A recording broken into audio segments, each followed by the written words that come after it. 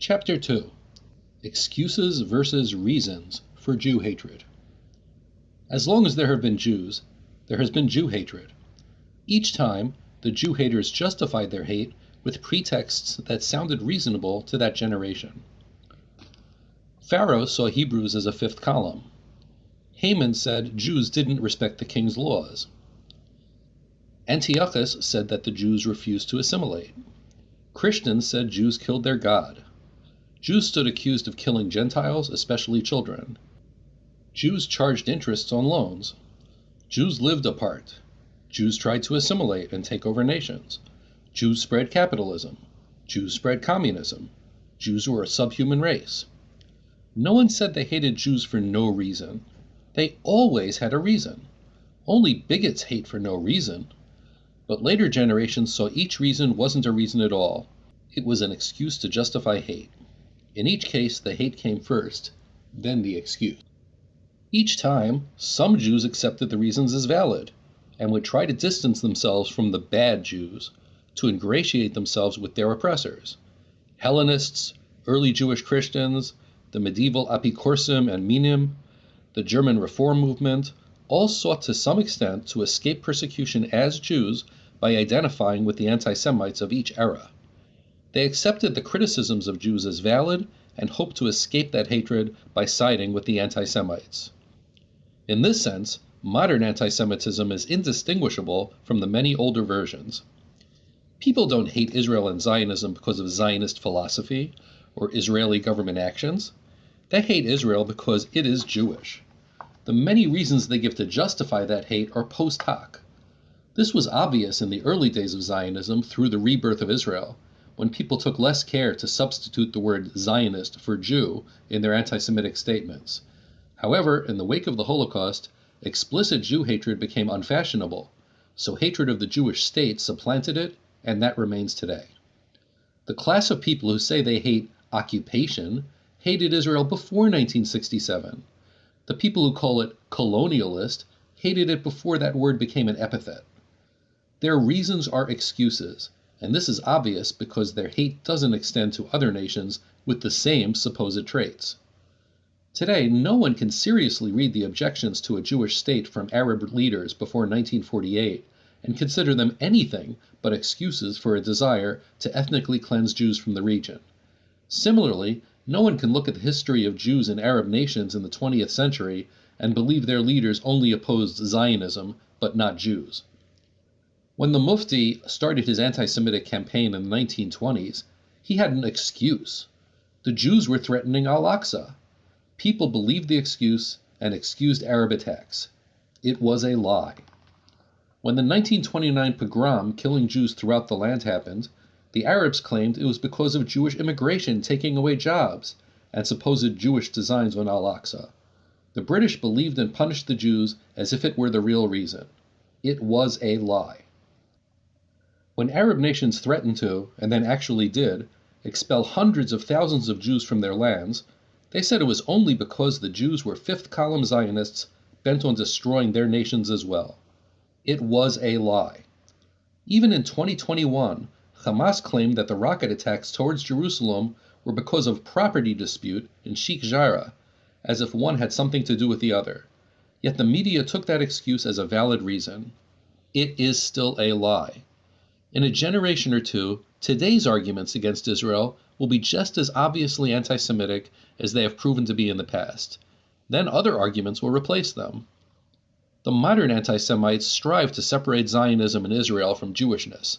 They want to hang on to their excuses, to pretend that they hate for legitimate reasons. When one realizes the elaborate fiction underlying today's anti-Zionism, nothing more than a new manifestation of the oldest hatred, it becomes clear how their arguments mirror those of the anti-Semites of old. Jews/Zionists have too much power. Jews/Zionists control the government. Jews/Zionists relish killing Goyim. Jews/Zionists think they are better than everyone else. The world would be better off without Jews/Israel. It is a new label on a very, very old bottle. As long as Jews assert any rights in the Middle East, there will be Jew hatred disguised as humanitarian reasons for denying them. Modern anti-Semites pretend that they have the solution for anti-Semitism itself, Jews relinquishing their rights. Not coincidentally, the anti-Semites have always espoused the same plan. As we've seen so often, plenty of Jews enthusiastically take up the arguments of today's anti-Semites. Like their Hellenist and Reform forebears, these Jews hope to avoid today's anti-Semitism by identifying with the new haters, even surpassing them in their vitriol. The new Minim show pride in their hate, as the old ones did. They use their Jewish background to buttress their arguments against Jews as generations of Jewish converts to Christianity did. They generalize the actions of a few Jews to stereotype all the Jews of Israel in a classic display of pure bigotry, even as they profess anti-racism. The hypocrisy that proves their arguments worthless doesn't stop there. People who often have only the most tenuous connection to Jewishness claim to define Jewishness. People who justify modern anti-Semitism pretend that they can define anti-Semitism. People quick to justify violent riots by those they support are even quicker to condemn far less violent demonstrations by Jews. The excuses for anti-Semitism always morph over time into whatever each generation considers most offensive. The Holocaust didn't end anti-Semitism, it merely drove anti-Semites to invent new justifications for the same hate, and Israel provides the perfect target. The anti-Semites always claim to have reasons. One need look only at the history of anti-Semitism to realize that their justification for their crazed, irrational hate are as grotesque as the excuses of their predecessors. The hate is the same. Chapter 3. Blaming Jews, the original conspiracy theory. Social media had a field day with the revelation that in 2018, Georgia Representative Marjorie Taylor Greene theorized that public utility PG&E, which worked with the Rothschild family, might have started California wildfires, using a satellite that redirects the sun's rays to the earth to clear room for a high-speed rail project that the governor wanted.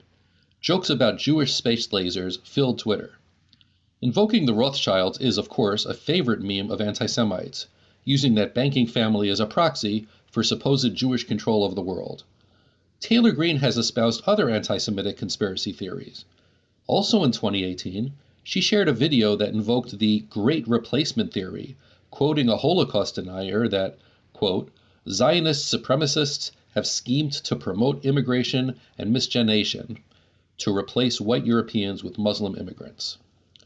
She had also claimed no plane crashed into the Pentagon on 9/11. While she did not blame Jews for those attacks, many 9/11 conspiracy theories do end up pointing to Jews as the perpetrators. There are at least 6 anti-Semitic 9/11 conspiracy theories, from the Mossad to the Israeli art students to the 4,000 Jews told to stay home on 9/11. Conspiracy theorists and anti-Semitism go hand in hand. Not every conspiracy theory invokes Jews, but Jews pop up often in these theories. It didn't start with the grand theory of the elders of Zion secretly pulling the strings. It didn't start with the blood libel or the accusation that Jews poisoned the wells causing the Black Death in the 14th century. Conspiracy theories have blamed Jews from the very first moment of Jewish peoplehood. Just look at Exodus 1:8 through 11. It says, A new king arose over Egypt who did not know Joseph. And he said to his people, Look, the Israelite people are much too numerous for us. Let us deal shrewdly with them, so that they may not increase. Otherwise, in the event of war, they may join our enemies in fighting against us and rise from the ground. Jews, then called Hebrews, saved Egypt from famine. They were model citizens. But Pharaoh created a conspiracy theory that they were in fact a fifth column to destroy Egypt. This is literally the first thing the Torah says about the Jewish people. It is not the only conspiracy theory in the Hebrew scripture involving Jews. Look at the book of Esther. Haman then said to King Achashverosh, There is a certain people scattered and dispersed among other peoples in all the provinces of your realm, whose laws are different from those of any other people, and who do not obey the king's laws, and it is not in your majesty's interest to tolerate them. Sad to say, no amount of education will eradicate this sort of anti-Semitism. All we can do is expose it and expose the people behind it. While not all anti-Semitism involves conspiracy theory, a great deal of it does. The protocols of the elders of Zion, the blood libel, the idea that Jews are behind the plague as well as COVID, Holocaust denial, Jews controlling Hollywood, all of these are familiar anti-Semitic conspiracy theories of the right. The left has its own flavors of such theories. The Israel lobby, Zionist control of the media, the deadly exchange charge that the ADL promotes U.S. police brutality, the absurd idea that Zionists silence pro-Palestinian voices, the libel that Israel engages in Jewish supremacism. These conspiracy theories of the left are no less bigoted. Pinkwashing, the charge that the Israeli government, Zionist organizations, gay Zionist Americans, and liberal Zionist Jews all work together to push a narrative of Israeli tolerance of gays, is nothing but a huge conspiracy theory. Jovan Byford, an expert on conspiracy theories, wrote a major book on the topic called Conspiracy Theories, A Critical Introduction. He dedicates a chapter to anti-Semitic conspiracy theories and segues from analyzing conspiracy theory anti-Semitism on the right to that on the left, arguing that the line between legitimate criticism of Israel and anti-Semitism is exactly where it becomes a conspiracy theory. Byford goes further than that. He notes that the left ostensibly abhors bigotry and must therefore find a way to make modern anti-Semitism more palatable and not appear racist. To do so, it seizes on another aspect of conspiracy theories, that those theories are non-falsifiable. Any evidence that disproves their proofs that Israel is uniquely evil is hasbara, or it comes from the lobby.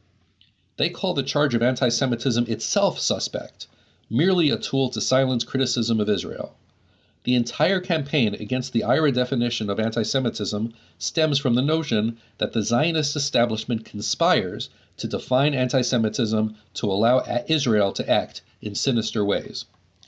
Just beyond that lies the charge that powerful Zionists, Jews, use the Holocaust to justify supposed Israeli crimes, a prime example of which is Norman Finkelstein's Holocaust industry. These sorts of arguments seek to turn Jews from victims of genocide into duplicitous purveyors of genocide accusations, and as such, beneath contempt. All of this aims to shield the leftist anti-Semites from the charge of anti-Semitism, and to twist the Jew from victim into oppressor. The standard talking point calls Zionists themselves anti-Semites, a charge once relegated to fringe sites such as Electronic Intifada, but now taken up by Peter Beinart. When criticism of Israel crosses the line into the idea that Israelis, the most argumentative, contentious people around, unite to embrace evil, that is no longer criticism of Israel. It is Jew hatred, and it is something that Jews recognize quite well. Like Pharaoh and Haman, the haters won't change.